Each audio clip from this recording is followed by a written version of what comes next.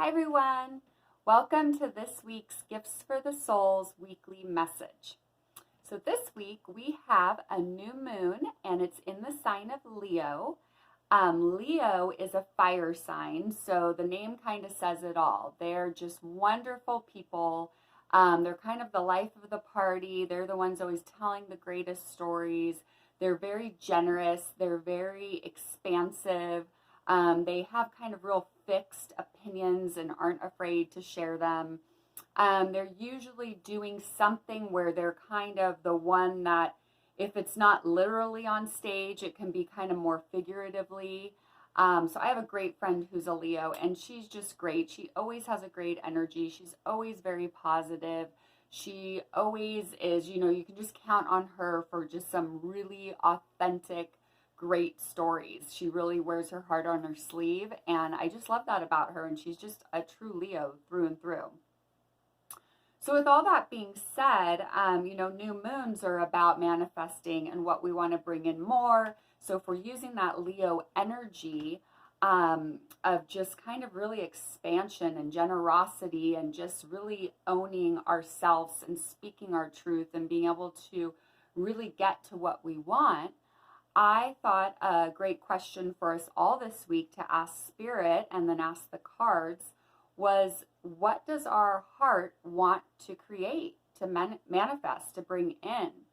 And I'm using Colette Baron Reid's The Crystal Spirits Oracle card deck. And I intuitively picked, I can't make this stuff up, so what does our heart want to create? I chose raw morganite.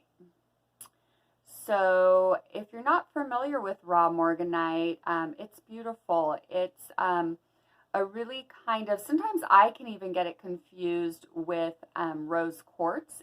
But it's a little bit more peachy, a little bit more cloudy than rose quartz typically. You can kind of see that here.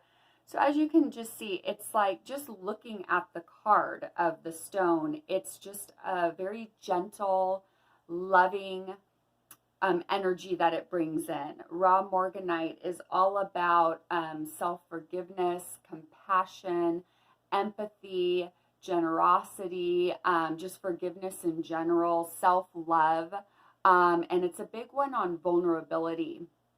So I think we can all struggle, or at times struggle with vulnerability, because sometimes when we open ourselves up and we're just us, maybe we don't always get it right, or we're not understood the way that we're trying to communicate outwardly. We know what we're talking about inside, but other people may not.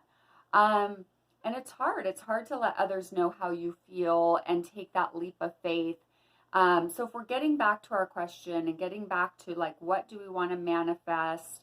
How can we use that Leo energy?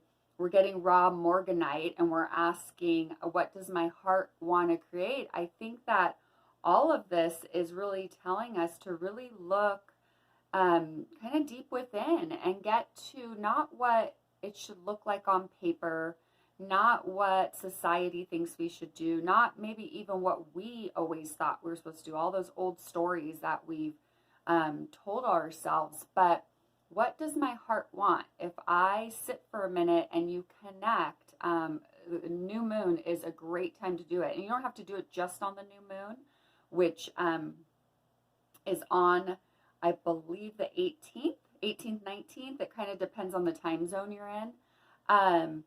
But a great ritual for that is meditating and sitting out under it and with a fire and really writing down your intentions. And then maybe keeping those, like I have an altar, so I'll keep my intentions on my altar, and then I'll wait for the full moon that comes a couple weeks later to release them. And use that full moon's releasing energy for that. But it's a great time. My point around any type of new moon or full moon is to really connect in. And so if we're wanting to know what our heart wants to create, maybe just remember this energy of raw morganite, of just being truly authentic to yourself.